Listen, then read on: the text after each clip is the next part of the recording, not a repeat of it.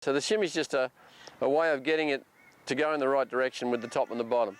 So basically I've just got my setup into the wall. When I get my shape right and I hold my arms out, I want the shimmy to go this way, so I want this arm to go a little bit that way, in that direction, and this one to go a little back this way. And when I shimmy, I don't really do that much turning to do it.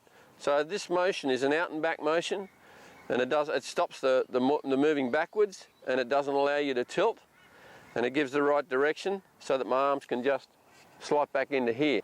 It's not a big motion, it's just my setup with the right-sided setup, my arms hang correctly with the right wrist angle, and then I go a little bit out with the left and a little bit back with the right, and I keep the arms in that position. I'm not doing this, I'm not doing this. I'm only going a little way to the right, keeping the arm like this, and then putting my hands on, and that will keep the lower half in the correct position. We don't want to see the shimmy done like this, where everybody goes like this, or they go like that. It's too much motion. It's a small motion in the right direction.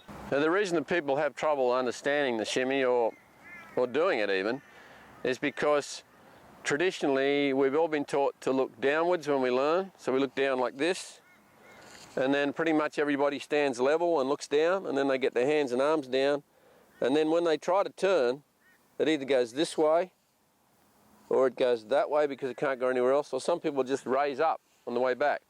So the whole concept of the shimmy is just to actually get the body shape, which we talk about a lot, and maintain the body shape, and only move within that area. So my hips and legs don't get exaggerated in either way. They stay fairly level, and they're only moving in this motion. It's really just my hip area that's turning a lot.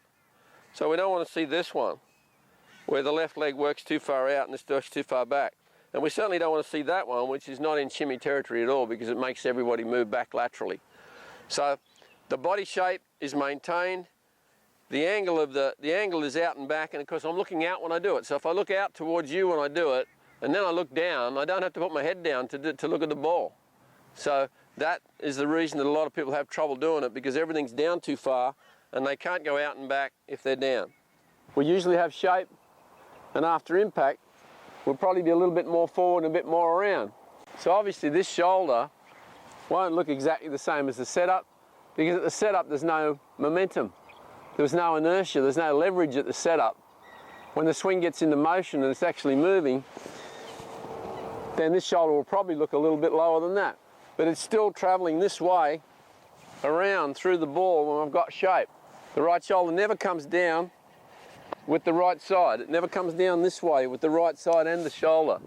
The shoulder might look lower, but the hips are still up high and they're still maintaining their shape. They're not going down with the shoulder this way. I guess that's what the questioner is asking about. But from the back angle, the right shoulder, as I move into the shot and move forward and stay this way, my arms come around and the shoulder comes back probably to meet the ball like that. But my shoulder's under, but this is not under, and then it goes around.